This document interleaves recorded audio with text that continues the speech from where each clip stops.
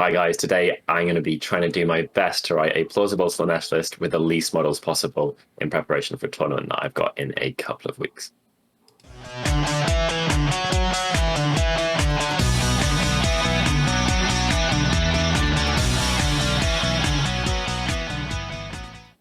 So we're going to cover Slaanesh again. Again, I'm going to get hate. It's just been a session for all the power books, hasn't it? We just covered OBR on a separate video prior to this, and now we're jumping into Slaanesh again with quite a sense of urgency because I have an event to go to, which I would like to use Slaanesh for, and I do not have 2 weeks. I don't have a single painted model. You've got 2 weeks and a day, 2 days. Oh yes, it's if you count Friday, but it's like 17 days or it's not nice. Am I going to have to come up there and help you paint it? Is this what's going to happen? I'm going to build it for me, please. Sorry for shit. That hero's sprue is next to me. Yeah. Anyway, so yeah, I'm going to be trying to write. I mean, let's get the important stuff out of the way first. Where did we rank Slaanesh? Did we say they're low B tier? Or C tier? I think they were C. I think they were C, weren't they? Actually, yeah. I think that was optimistic. They're not. They're not. Oh, I was mixing them up with Glutos. Maybe. Yeah. Anyway, ranked than Slaanesh. Yeah, makes sense. Properly up on his fatty belly. He's literally shoring them up. He's like that guy at the back of a tug of war. You know, the big dude with the rope around his belly, anchor. Just like the anchor. So anyway, I'm writing a list with no anchor and with the minimum models possible to try and not get my ass handed to me for 5 games in a row. At the very end of this month, we are on the 14th now, and I will be playing on the 31st. So, number 1, my book ain't great. Number 2, I have no models. This could only go well. Yeah, absolutely, completely. And I would like to have fun with them as well. And I have, some things that I would like to play in mind. That might not be realistic with the time that we've got available to us. So we are going to try and minimize models graphically, aiming for less than 40 was my goal that I set for me, which, when Slaanesh are already unresilient. I'm going to take less models. You're going to end up taking your Mega Gargant, aren't you? Just to maybe. That's a yes. Right. The thing is, I would have to... I'd have to repaint him. No, I'd have to repaint him. Because he doesn't fit. He won't fit, given what colours I'm going to be painting Slaanesh. I'm looking at quite a nice finished model over to my right. I'm just imagining and washing him in purple. Dump him in Vulpus pink like that. Oh, I know, grim. They don't do that. Just he's a mercenary, man. It's fine. Just base him the same. I'd build another one and paint it. Maybe. Why not? Why not add more? Well, then I have half an army. Okay, it's kind of a nice thing to say. Makes sense. Yeah. So and anyway, that's the objective. I ran through a couple of processes, just working out what I could put in. Should we cover the coalition rules first? Because this has been... We can, because the comments have been confused. Unreal. Yeah. So it's because it's brand new, isn't it? It's also because it's complicated as heck, and it doesn't. And there's some there's some nuance with core battalions in particular and strategies. I think that is probably causing some more confusion for people. To be honest, I'm just assuming what I know about them currently. It might not even be correct. Should we test you? See if you get it right. Okay. So, in the FAQ for Slaanesh, something popped up, which is something brand new. It's never been before. It kind of harks back to allies of old in the world of old, but it's never been put like this, has it? No. So you've got these legions of chaos rule. So Hedonite's army can include coalition units. 2 in every 4 can be a coalition unit from Slaves to Darkness faction that has the Mark of Chaos keyword. Those units must be given the Slaanesh Mark of Chaos keyword.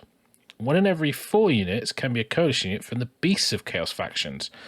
Those units gain the Slaanesh keyword. It's a shame that all your abilities work off the Hedonite keyword, not Slaanesh. Yeah, it would be lovely, wouldn't it? It'd be really nice, but... just little jive, just get him. A Hedonites of Slaanesh army cannot include coalition units with the Khorne keyword. They don't get on. Why would they want something as good as a Khorne Demon Prince anyway? Why would you want that? Bloodsick Ground. Not bit that everyone else gets it or anything. Yeah. It's fine because they can't take like really shit stuff you never take. So coalition units are ignored when determining if units in the army are from a single faction. Coalition units cannot be generals. So, and it says, designers note, coalition units are not allied units. Limitations that apply to allies do not apply to them. This means that they can be given enhancements as long as they have the correct keywords. So they can go in your formations, they can have enhancements, they don't break your allegiance, they're kind of basically part of your army for all respects. Now, one of the things that is weird is there's some coalition rules in the handbook which they count as battle line. Which they say they don't count towards your battle line requirement. However, but they're still battle line. They have it written on the so you can double reinforce them. So there's a lot of talk in like the Nurgle chat from what I was hearing from Terry about it, and I, to be honest, I didn't know the answer, and I thought it was the other way around. And then from the powers that be in the chats that I'm in, I've heard it's the other way around. So there might be an FAQ if it's different to what I'm saying now. Don't shoot me. I'm just the messenger. What it does open, trying to understand. What it does open up in some situations, for example, so Slaanesh are actually like they are crap at grand strategies, basically. Yeah. Unless you've got Archeon or unless you've got Glutos. Yeah. we know the deal. We've been chatting about this. It's really, really difficult to do any of the grand strategies. You know, you can't keep Battle Line alive because they're Bliss Bub Archers with a 6-up save, or you know, like two fives of Hellstriders or something grim. They're not made for survival. So you could add in Chaos Warriors, nice and resilient, Chaos Knights, nice and resilient, or you know, anything like that. And it's better than taking Myrmidons Painbringers because you don't have to buy a Lord of Pain and to make them battle line. And the Chaos Sorcerer comes for free because they're less points, right? Yeah. Absolutely. Yeah. So I have tested out a list with a unit of Varanguard in, a unit of Chaos Knights, and a Chaos Sorcerer, and it is a solid combo. It's a great save to Darkness Army. No, I'm kidding. Yeah. You're telling me, well, you know, I'm derailing. We are. This is our black coloured band-aid that we're putting over our pink travesty of a book. I think, like, currently, and again, we've said it before, right? Slaanesh is Slaanesh. Like the fact that you're using multiple battle tomes, that's kind of by design of chaos. It's not a bad thing. Do what you want. It's not like, you know, like it's not like literally these things can be marked accordingly. Like a Stormcast army just to have a screen. Oh, I mean, to be fair, guys, if there was any, I'm the wrong person to care about that shit anyway. My history kind of, yeah, it's fine. I've been using many different things in many different armies and using Grand Alliance Order. So whatever I'm doing here is going to be far more cohesive than my background that I've come from. So I've been looking at this and trying to work out what to do. There are some really solid choices. The Chaos Knights are brilliant. I think units of 5 cavalry are great in the game anyway, especially heavily armored ones. And particularly when you are lacking resilience and reliability in Slaanesh, the big things you're missing. Especially on, you know, like a fairly fast mover that can just get there and stand in the way without crumbling. Yeah. It's a really big deal. It completely changes the game for them. So I wrote a list. And shall I go to the list then? Yeah, let's jump to the list. And then we can pop up the key players. So bear in mind, I have tried to use the least models possible for this. I also wanted it to be a 1-drop because that's a great way to defend yourself. And it is currently in Lurid Haze. I no longer feel at all, to any degree whatsoever, that is like a necessity. But this one is in Lurid Haze. So it could be in God's because it could be in Pretenders. It could be in any of the other confusing ones from Wrath of the Everchosen as well. Particularly what's the one where you can get 2 wounds? It's the Pretenders one, which I've now forgotten. Pretenders something. It's spiky pink, lurid, feisty, hosty. I'd get my book, but it's behind my really useful box stack in the cupboard, so I don't want to be doing that. That's all good. Yeah. So yeah, we have a list here. It has 30 models, which isn't very many, which is kind of ideal. And there are a couple of things.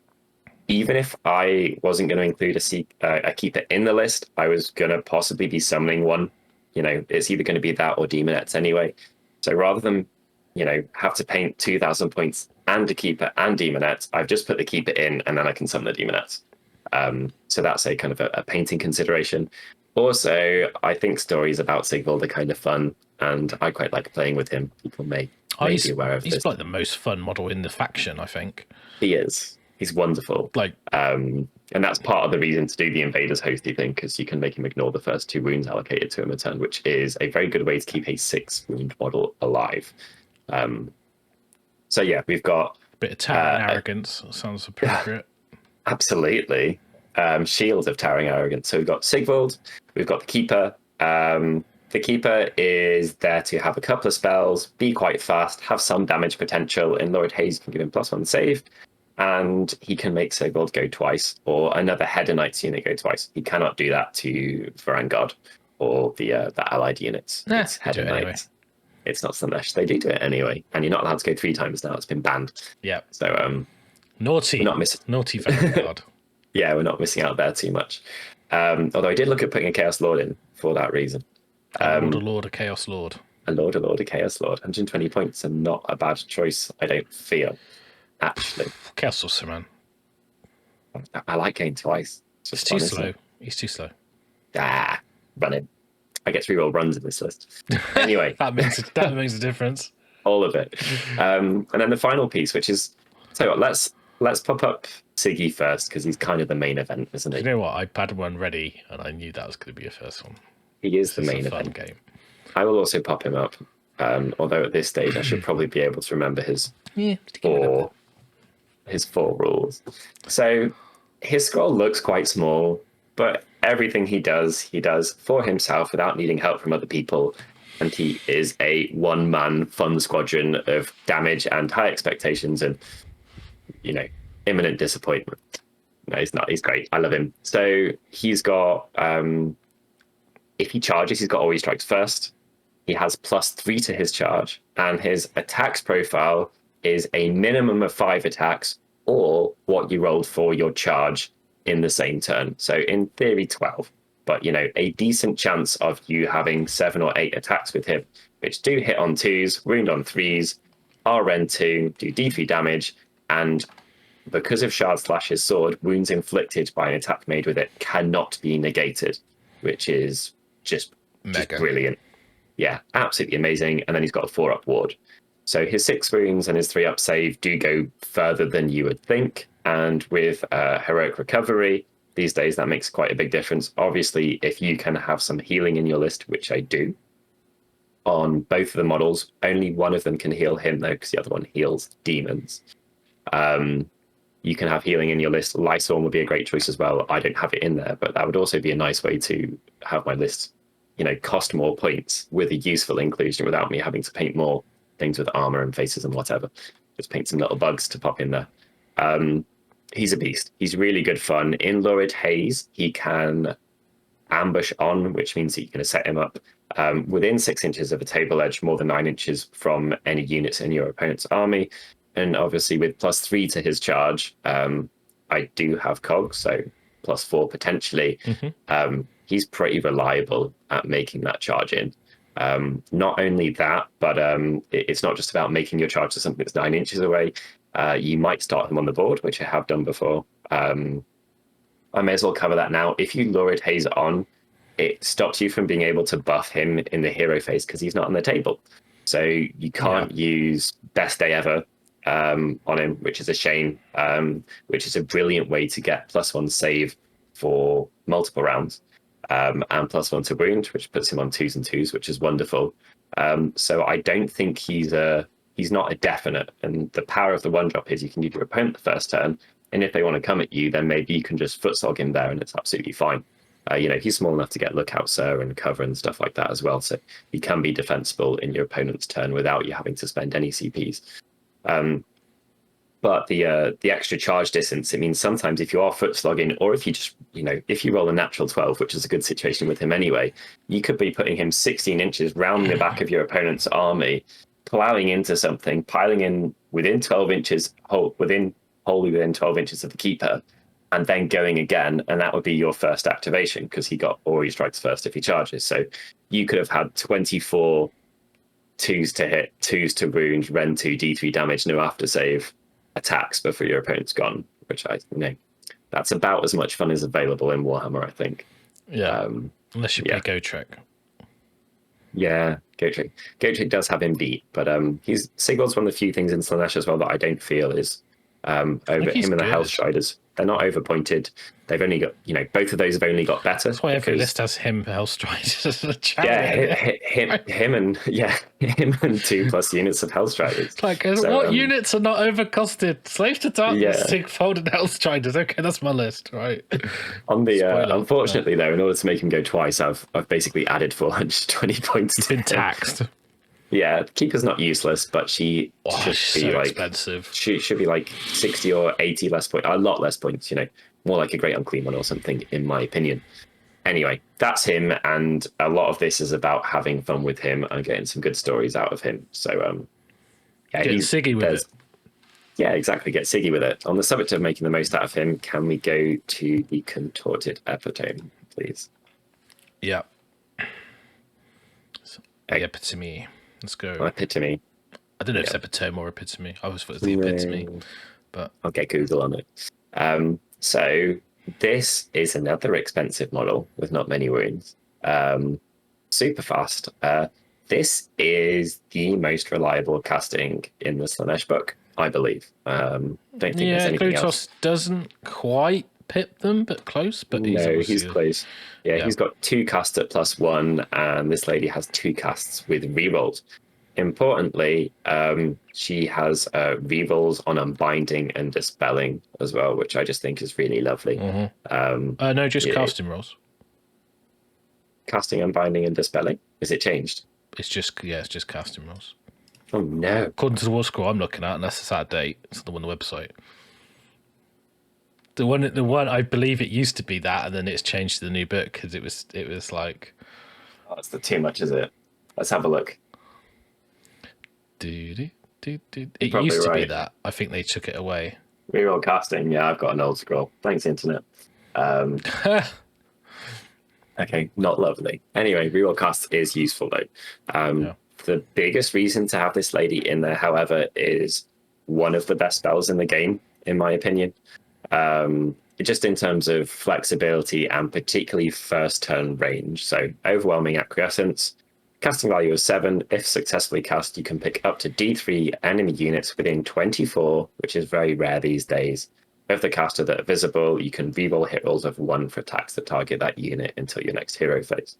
Now, if you've got Hedonite units that have got their exploding 6s and have fairly good hit rolls anyway, like 2s or 3s on Keeper or Siegvald, that's great. Also, the Varanguard's hit on. This isn't a Hedonite related ability, it's just you do it to your opponent, so your Varanguard will also be on 3s rerolling 1s. It's a good point, really, because I just looked at that and went and I was like, it doesn't say, so it would you made me doubt myself now. I'm just going to go and read the other version. No, I don't get the exploding attacks, but reroll 1s is still legit, right? So yeah, even absolutely affects your allies, so yeah, completely. It's the bonus of stuff that you do on your opponent. Exactly.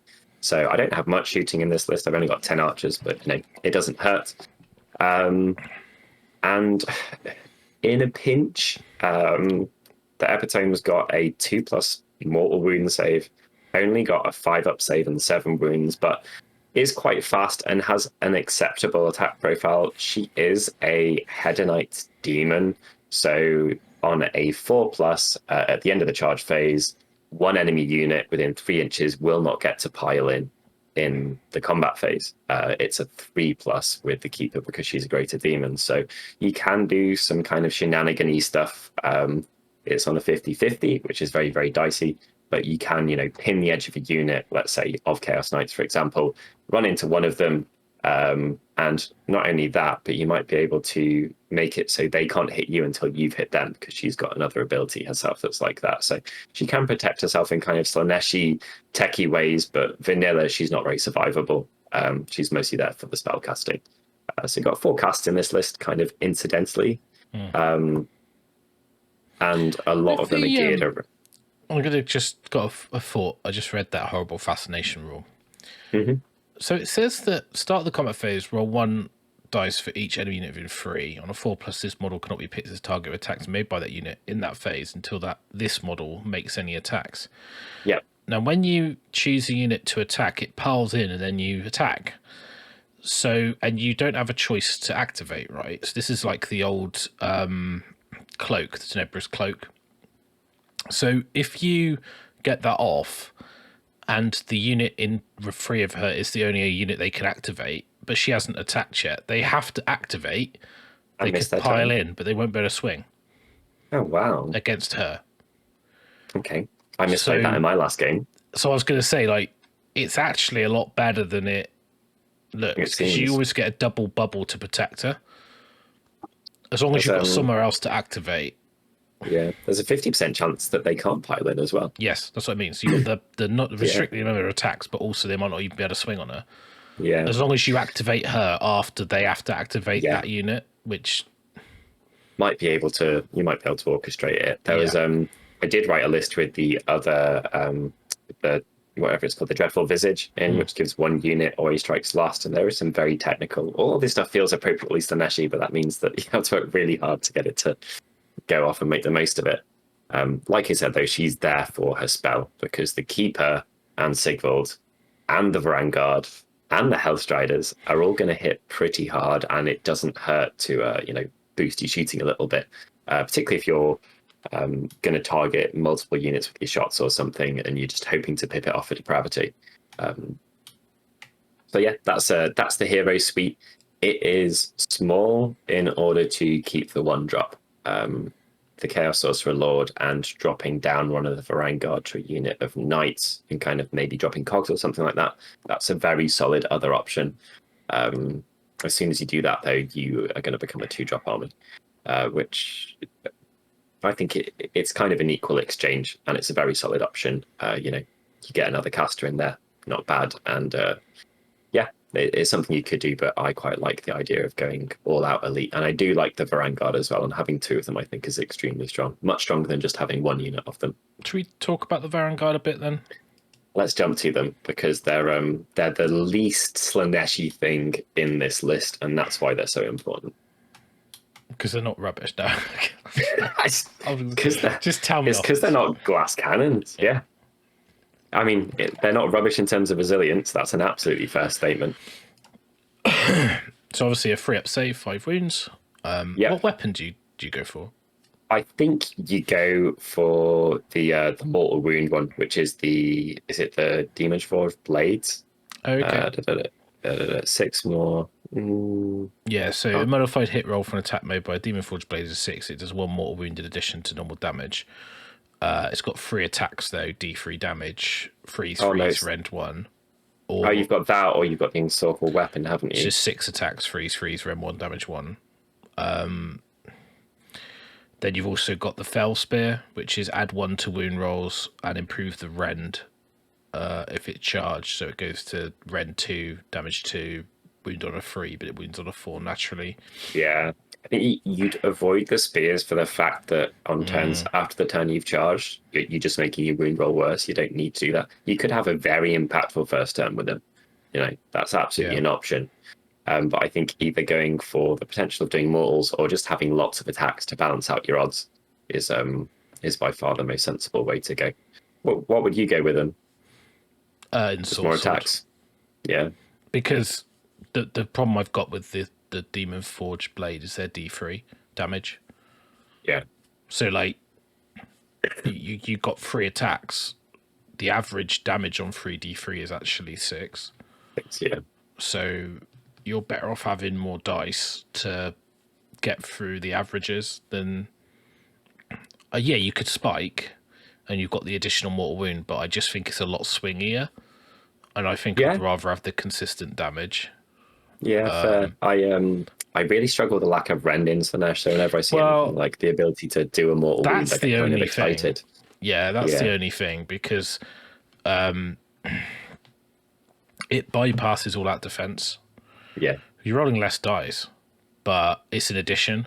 So you probably find that mathematically it will depend what you're fighting against, but I guess it depends if you give them +1 and whether you're rerolling ones as well, right? Because you care less about having more dice to average out in the wash if you are 2s re-rolling 1s with your 3 attacks, because they're pretty much guaranteed at that point, aren't they? Whatever the chances are of failing that. The Demon Forge blades are more fun, right? Yeah. So, and they've got the potential to do 9 damage plus 3 wounds, so potential 12. So actually, the damage potential is higher. The floor is higher. Don't have to make a wound roll. No, but it's an addition, so you still make a wound roll.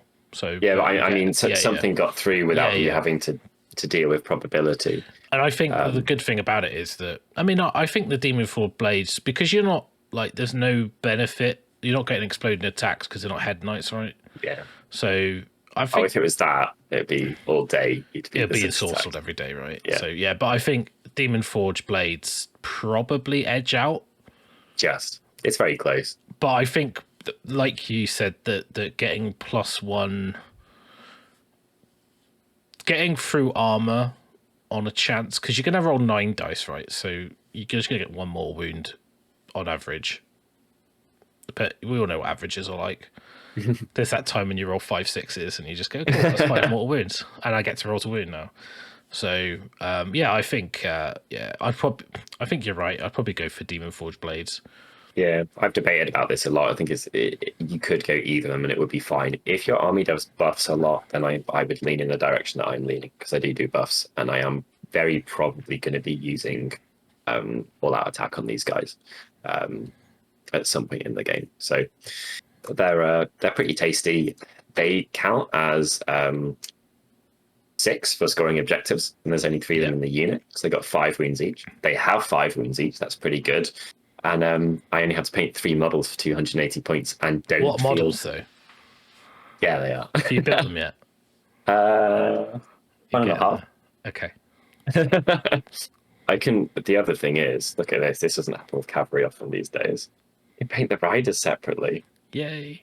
What is that? What is this? What is this new devilry? It's like user experience. Surely the face and part of the arm should be stuck to the horse's rein. Oh, don't get me started. There are some bits, but the reins match up as like dry fits, which is awesome. So I was very pleasantly surprised to find that out. And you don't have to pay command. That's also a plus for me.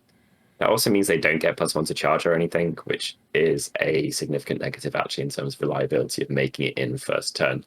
So Chaos Knights are a super viable option because they do get that. They get the double piling though. They do. That's why they're in here. So in theory, you can. We've not spoken about the battleline yet. It doesn't do too much, but we will jump to it in a second.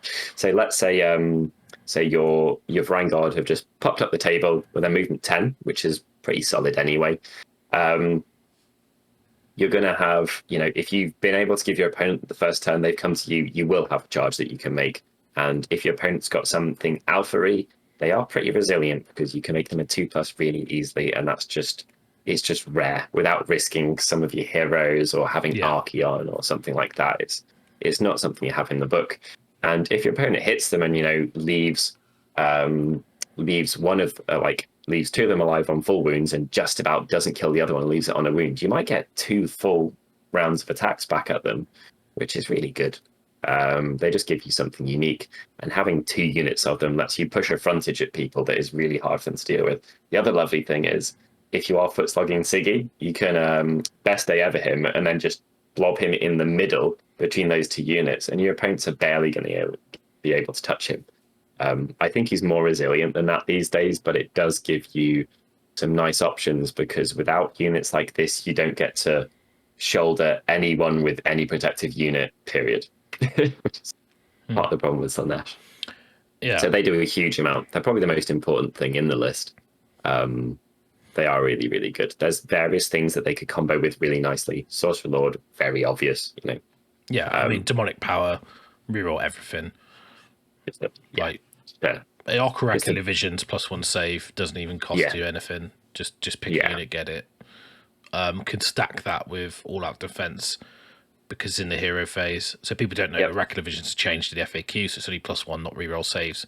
But you pick a unit, +1 save. You could then Mystic Shield the unit. You could then all-out attack, all-out defense that unit. That's going to mitigate rend free. Yep. like some of your armies, you just can't touch it. If you get demonic power off, it just game over. Really, it's like they're really reliable. Yeah, going twice as well, so you're just going to reroll everything. And with the blades, that's going to make those super more viable. Exactly, because you don't have to reroll failed, so you could fish for sixes if you're being really cheeky. If you're going to get something super heavily armored, you absolutely could. One of the difficulties is the way that I would run this army potentially. There's certain matchups where you just want to go first, an alpha, and you end up running your Chaos Sorcerer up the table where they can just be, if someone can hop over the top or get around or something like that, and you don't have much to screen, they can just be nuked out in the middle. Or if you don't get enough on your run roll, you're not going to be within range for your buffs in the next turn potentially. But you get the rerolls from Feverious Anticipation, right? Because he's still got a Slaanesh keyword, so yes, it's not Hedonite, right? So yeah, you do get it. Also, you could, if for some really, you can use a TP, and you can ambush on these Slaves to Darkness units because they only require Slaanesh. They do not require Hedonite. Yeah, they just require the Lurid Haze one, don't they? And so they go in and exactly. But you're better off going up the table with them. If you've got Knights, because they're +1 to charge, that changes quite significantly in my opinion. So that's another reason to take the Knights over them. But yeah, this is your mainstay, and you could have a potentially very damaging first turn, extremely reliably, especially if you got off the spell from the Contorted Epitome, whatever she's called these days. What you've got padding out the middle in terms of your battle line is 10 +12 archers, so you have some shooting in there. Of course, you can skirmish them on from the sides, whatever you like, in order to be able to pick the best targets. You can hone down on one target and just try and wipe something out, or you can scatter shot and just try and build up depravity. That changes completely given on the situations, whether you've got CP available for a buff. If someone's left a wizard somewhere and you think there's a chance of you're going to be able to, impact hit it with the keeper, and you could, between that and your shooting, you could wipe it out before combat or something. There might be other situations, but you just have to act accordingly with that. The Hellstriders are great. They're amazing. So good for the points. They are obscenely good for the points. And as a Slaanesh player, that is a privilege to be able to say. They are fast moving. Put them up. Nerf. 4+ armor save. Reach. Yes, please. A big fan of reach. No rend, but a decent amount of attacks. And they got some horses to back up those attacks, and they are -1 to be hit in the turn that they have charged. Always go with Hell Scourges, right? At the choice. Yeah. Oh, yeah. Never consider anything else ever. Although you don't want to model them with Hell Scourges, they break all the time. So I have 1 Hell Scourge per 5 with mine, and I've melted it with a lighter to make it the lowest profile possible, and it actually makes it stronger. Really?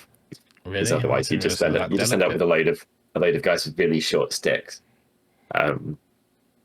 They're great. Units of them are unbelievable. They're really fast. And I guess you probably touch on I've got cogs in there. That gives you +1 to charge. That is because it really hurts to not make your charges with Slaanesh. It's better with the Varanguard, but you still want to make it in with them. Yeah.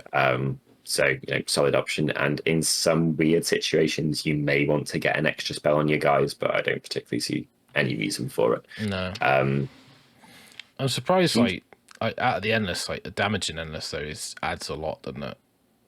It does. If you dropped 1 Varanguard to Knights and fiddled, you could easily get some other stuff in there. Or if you didn't have just straight swap cogs.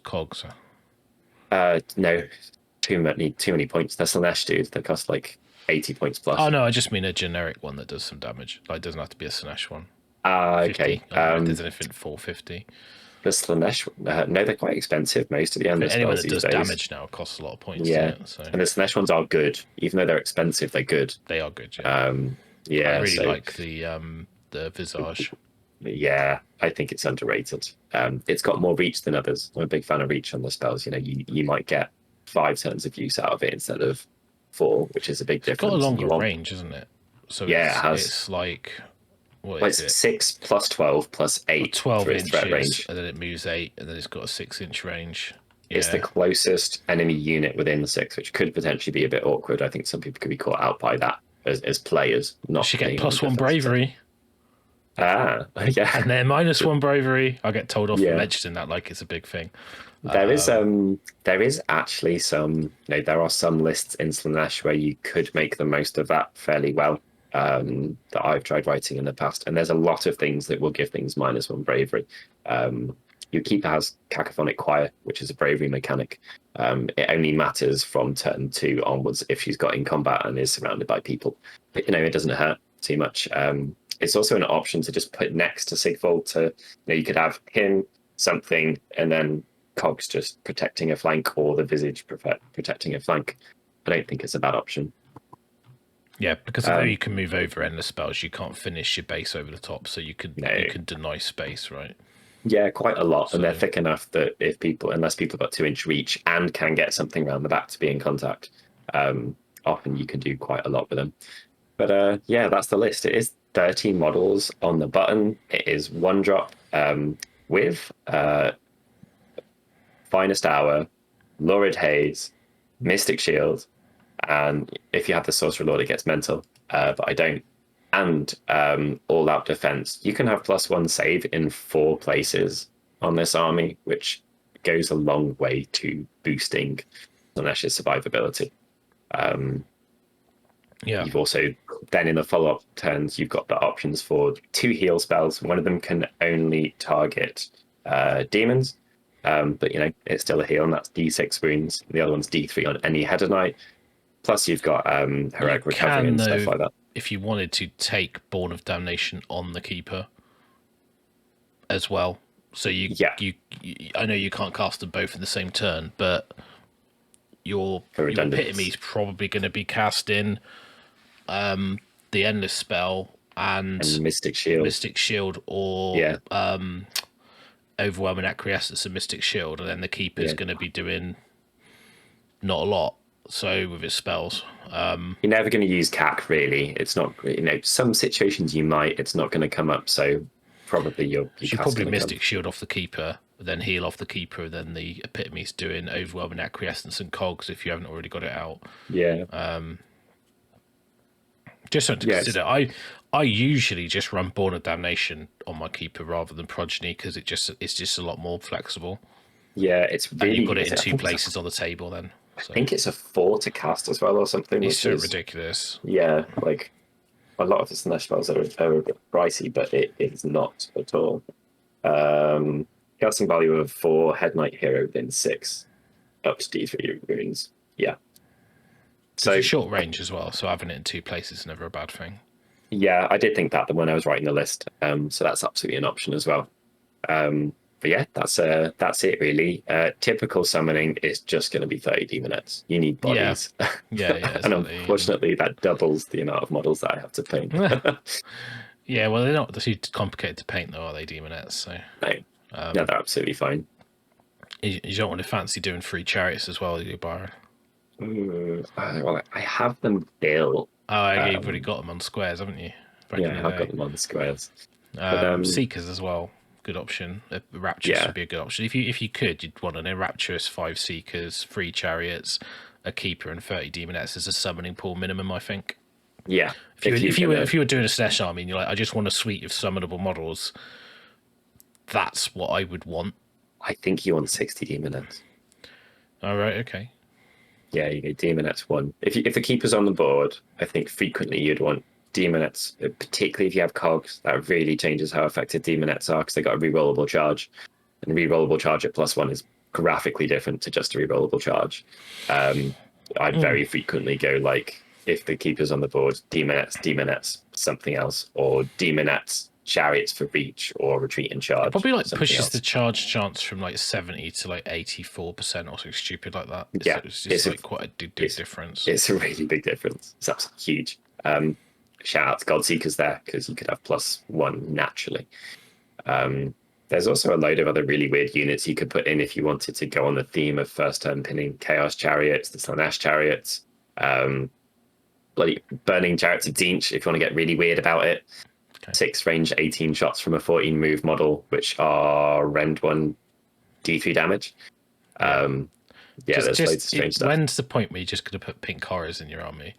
I wrote a list, but you don't want to paint 50 models. Just use tokens. It's fine. But then everyone who plays against you would be like, "That's that guy." You'd be like, "Show me the model, so you can't use them." If That's what I would do. yeah, I have Show me written where lots the of pink pink horror horrors in. touched you. Yeah, In and my it gets soul. infinitely better, and it means that you can use they're really good. You can use the Keeper Wizard alive thing more reliably. Obnoxious, right? Yeah, completely. They took a grand Grand strategies Alliance and just obnoxious. yeah, is what it is. But yeah, that's the list. I think it doesn't look awful actually. The only thing is your grand strategy is not wobbly. easy. It's wobbly, isn't it? So because you can't make the Varanguard the unit to keep alive, which is the most resilient unit, because they're not battle line. That's the good thing about knights. If you took knights, yeah, but at the same time, you're going to use them as a speed bump. Yeah. So this is the trap, I think, because like, oh, sweet, I'll put 2 units of knights in. The Epitome, if you play it well, is probably quite hard to catch. If you're up in the game, she ain't going to be easy to get to. Yeah. And the Keeper's a wizard too, right? So yeah. So I think wizard it's not great, but is somewhat viable. If you don't put a keeper in, that opens up a load of stuff. At that point, how much is different is a keeper to a giant? Okay, so the giant is 480. So 60 points more, you could have a 35 wound giant. Yeah. Should we talk about the giant? Because I've all right then. Why aren't you doing that? I mean, honestly, it's like 3 times the wounds. It is. So let's. It's got the same armor save. Yes. Although she can lurid haze herself while you're using all-out defense elsewhere. But he could use all-out defense. He could use all-out defense. And you could use lurid haze on the other thing. On the other thing, indeedy. So giant. The giant is a super solid option, actually, genuinely. So let's cover things that Slaanesh is lacking, and then say that the giant covers all of these. He's not slow, so he doesn't get left behind. You are lacking high rend. His minimum rend is 2. His maximum rend is 3. It's nice to have a bit of reach. Everything he has is reach 3. Nice to have some survivable wounds. He's got 35 on a 4+. Nice to have some unique abilities like pick out a model, or impact hits, or damage out of phases. He has all of those. Nice to have, kind of like reliable, just flat, reliable, scary damage. And particularly if you've got your Epitome spell off, he has that by the bucket load. This is your recipient for all-out attack, hands down. Frequently, the way that there's a lot of words for Titanic Boulder Club, a lot of the time you're going to have 7 to 10 attacks from it. Don't bother reading the rules. It'll be a lot, and quite frequently you could be on 2s re-rolling 1s on the hits. If you're playing with him, I think you would like to be underpointed so you can take the wound triumph. I do think that genuinely makes quite a big difference with him. A huge difference, actually. It's colossal. Because you can get reliable hit rolls very easily, but it's not so easy to get reliable wound rolls, and you only need. What's her spell? Oh, it's the range 18. Range 9. After she's moved, pick a unit, get +1 to wound rolls in the combat phase.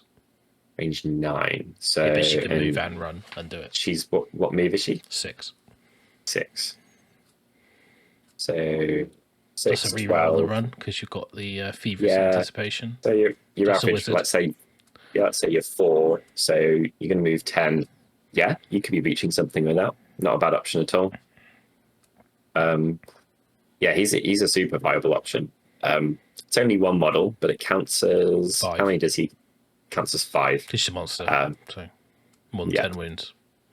Whatever the rule is, it's one of the 2. It's either because you're a monster or because you've got 10 wounds. I think it's 10 wounds. But, and then importantly, he is a monster.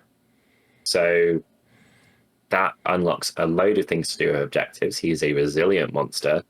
And plus, pretty solid. Probably the other thing, your grand strategy might be a lot easier. Kill the giant or I win.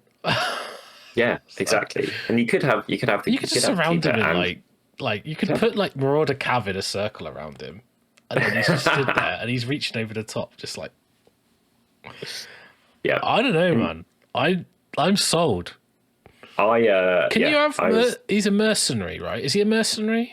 Is there something about mercenary and coalition? Is there some rule about that you can't mix and match? No, you lose your first round CP. Oh, is that old rules? That's old rules, isn't it? I don't know.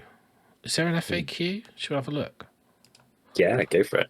I haven't never looked at doing giants in my army because I'm not like Byron. I'm weird. I don't like to mix. I'm a bit of a purist, me. I don't even know. Can OBR even have one? Because they don't have allies. Everyone hates it. No, they can't. They hate OBR. They can have the death guy. They can have the hooded dude. They can't do anything. So other things this guy does from his large list of rules: subtract 1 from bravery characteristic of enemy units while they're within 3. Stacks up with your other stuff potentially. He can't be auto killed by spells or abilities. The ones that say kill a model, they just do d6 mortal wounds instead. He's got plenty of those. You can reroll your hit rolls of 1 naturally for a few of your abilities. If you're attacking monsters, he likes attacking monsters. That plays into the realm of Gur stuff that's going on. But mostly it's just, a lot of things in the game cannot deal with 35 wounds in one model with a 4-up save. If you weren't worried about 1 drop, you could give this guy the wizardy hat and then choose the wizard. I don't think you can give him artifacts because he'd be an ally, wouldn't he? He's a mercenary, so you can't give him an enhancement. That's a shame. Flaming weapon, wizard hat, flaming weapon, giant ally. It's like you might as well just play Sons of Behemoth, right? Well, that'd be sick. I don't know because I need to get the book out and it's behind my pile of models. But it says that delete the pitch battle headers. The second paragraph applies. So I don't know what the paragraph says, but we'll have to have a look. So no worries. I think it's fine. I got this. I don't know why I got this weird thing in my head that I read something about mercenaries. And I thought, well, no one takes mercenaries. What is a mercenary? And I don't know if that might be something more to do with like if you take like Nagash or something. I don't know. There might be a weird restriction. Who knows? It's just do it. No one's going to say anything, are they? It's a giant. Everyone loves it. I don't think people mind. And importantly as well, he gains a really good rule for being part of your army. So you can reroll. Where are we? You can reroll hit rolls of 1 for jump up and down attacks made by this model. Period. In addition, subtract 1 from all hit rolls for attacks made by enemy units that are within 6 of this model. If this model has made any jump up and down attacks earlier in the same phase, so he becomes a debuff bubble. Which is great. Like you need that as Slaanesh. I'm down with this. I reckon this is a good shout. instead of the keeper or instead of other stuff though. Instead of the keeper. You drop the keeper, you have Siegvalds less, you have less spells, and you have him and Varanguard toting about next to each other. It's not a bad strategy, is it? I mean, like, you probably have to drop one of the Varanguard units down to. If it was me, I would just drop the Bliss Bubs to Hellstriders, and I would just have 3 units of 5 Hellstriders, a giant, 2 units of Varanguard, Siegvald, Epitome, go up the guts. You've got Cogs as well in that situation. Yeah. Actually, no, you want Cogs because he's movement 10. You want to get your giant in. That's important, right? It's Titanic Boulder Club, fucking right. You do. All about Titanic. I mean, it's fun, right? I mean, it's definitely fun. That army, that's much more fun than Marathian Gotrek for your opponent as well. Well, the problem is if you play against that, you just might as well just put your giant back in your bin bag, right? I mean, it's I don't know. Like, why am I now thinking of doing a giant in my OBR army? One thing I should say, and like just as an aside about Sons of Behemoth, we did a show back in the day with Brad from the Detroit Wargamers where they all took Nagash to an event with Domus. They're all taking Sons of Behemoth to that event this time. Oh wow, that's very cool. That is cool. Anyway, we should get a report on I will get them on the show and talk about that because I think that'd be really interesting. Completely. The most Brad army ever. It is. Brad life.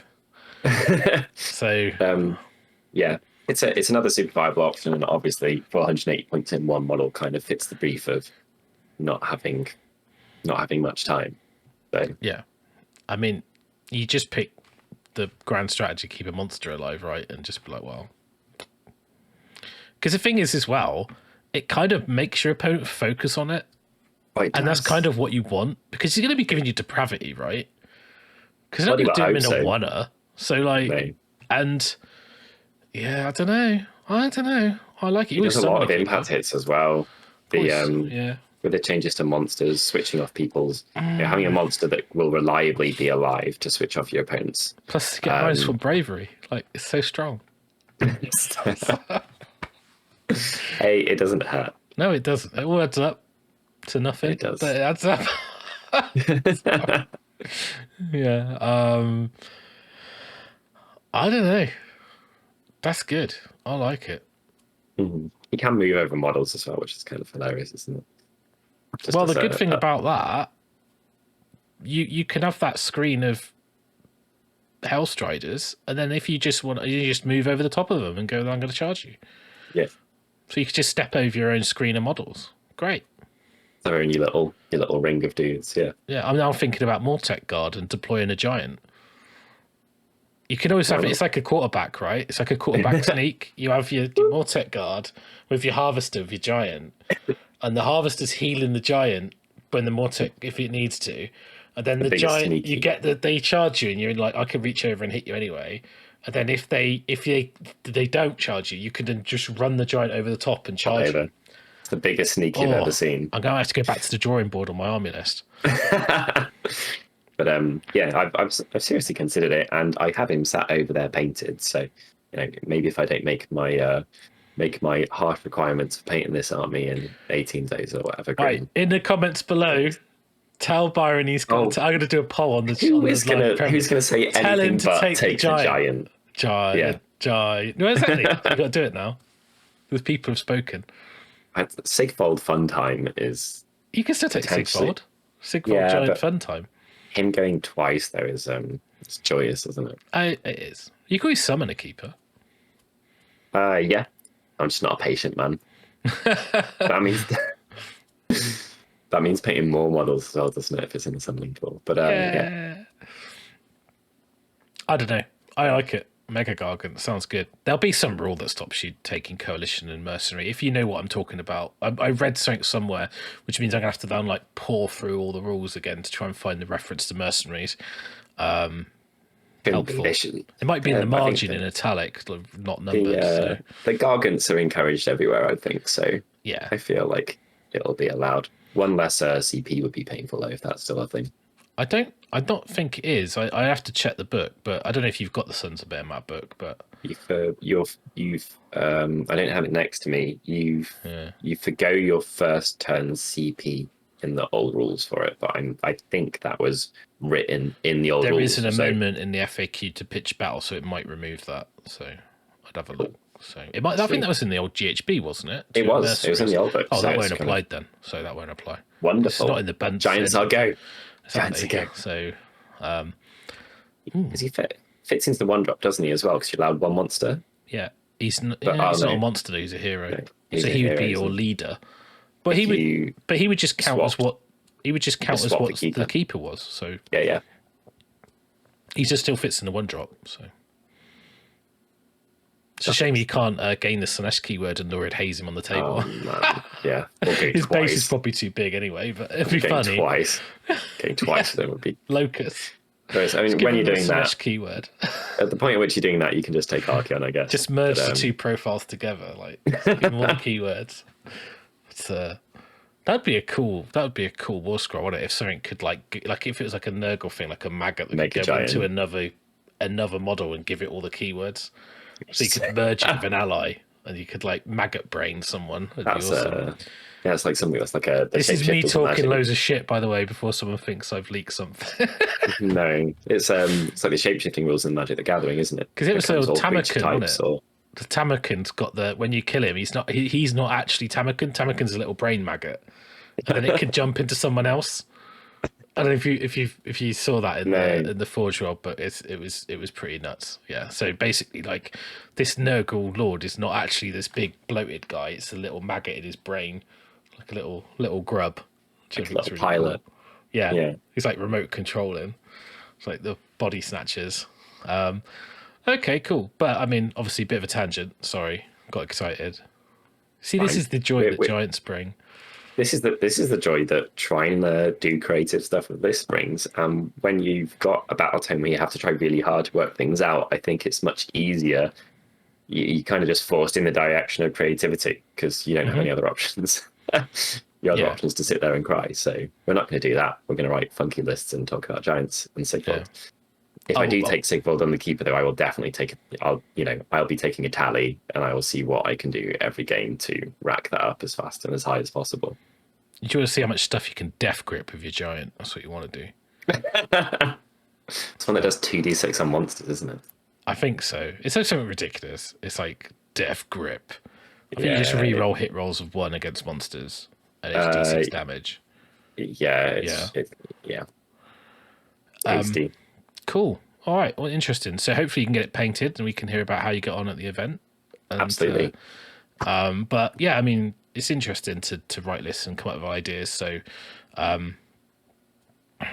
yeah, I mean, it might be fun if I can get up there to the same event and we can both showcase these armies and then come back and go, what were we thinking? Why didn't we play Marathi? C tier Warhammer, like it's like hard mode. We're going to play on hard mode. That's fine. Which is fine. And yeah, interesting. I like the Varanguard. I like it a lot. I like the Epitome. I think she's very underrated, especially like with the shenanigans with the can't attack me, but you've got to activate because you can't swing at anything. And then she's like, yeah, I'm fine. And Locust. Having another source of Locust in the army is good. She's not a bad ally for a lot of other people, actually, I think. It's true, because the reroll cast is just on the scroll. Yeah. And the spell's there, and the spell affects everything as well. So it's pricey, but... Yeah, 255 for 2 spells. It's not your 140 points for OBR, is it? Be quite good in a shooting army, right? Because you get to reroll ones on the shooting against what you're shooting at. Yeah, definitely. Oh, they don't need any more help. Come on. And she's a 2-cast rerollable wizard for summoning fate points, whoever it is. Yep. Well, people don't think of this stuff because they've got really good books and they don't need to. Yeah, they just don't need to go outside because they're like, everything is awesome. Apart from this is the thing about Slaanesh. You're like, everything is so bad. I need to find something else. Where's the giant? Where's the giant at? Quest. Yeah. Let's go outside my allegiance to shoehorn a model in. Think of the converting opportunities on a mega Gargant. That's so good though, aren't they? Calling Tom Hewitt. Oh, can you make a mega cow Gargant? So you know, like the Fiend Bloods, where they've got the cow and give it like a studded leather boot. Where am I going to get those legs from? Green stuff it. That's like a wobbly elephant. Could you not use a Gorgon? Like use the Gorgon kit to make like a Slaanesh cow giant? Yeah, probably it's about the right size, isn't it? You could put like the old eye things. You know, they got like the sort of the gimp hood. You could use the Gatebreaker hood with the cow face. Then put like the 2 cup eyes with holes in. Little danglies on the horns. Little danglies. I always thought if I was going to do anything really weird with Slaanesh, it'd be like a Arachnarok with a keeper body or something, you know, just properly scuttly and strange because they've got the kind of pincery. Yeah, Spider Keeper would be good. I did actually back in the day for my Seekers. I used spiders with Demonette bodies, which was based on the old Driders from EverQuest / Dungeons and Dragons. I think they're called Driders, which are like the spider drow. Lovely. Which are like the messed up ones from Lilith. Anyway, there you go. I've got an Arachnarok kit. Yeah, that's what I need. Loads of really heavy converting. That'll help me. Why not scratch build a model as well? Add the pressure on. So you're not going to be doing any work for the next couple of weeks. It sounds like so. Well, just AO's owed some hobby log episodes instead of painting all of Dominion for 2 weeks straight. That's true. You earned yourself some time off, dude. I think so. Yeah. Anyway. I think that about wraps it up. Thanks for watching, guys. Any list suggestions, pop them below, guys. And if you'd like help with any C-tier battle tome lists, then just pop us a message and give us a challenge, and we'll lap it up. Yeah, join the Discord. If you want to support us, tune into Patreon. You've got Ko-fi, you've got YouTube membership. We're still running the Dominion competition. We will draw and obviously templates and dice and vouchers. So basically, anyone who signs up to that in July, we will do a draw. I'm going to extend it to the end of July. So anyone who signs up this month will be entered into the prize draw to win a Dominion or other goodies, FACEHAMMER goodies. So make sure you do that. All the links are in the description below or on the screen. You can work it out. So yeah, hopefully that was useful for everyone. And we'll look forward to doing some proper battle reports soon from events where we can actually talk about real life situations rather than theorying, because we're not all having to be masked and avoided. I've got my second jab tomorrow, so hopefully I won't be flawed for a week, which might put any of my hobby plans into the bin. But there you go. So thanks for watching. Can't wait. And we'll catch you all again in the next one. See you in a bit, guys. Bye. Bye.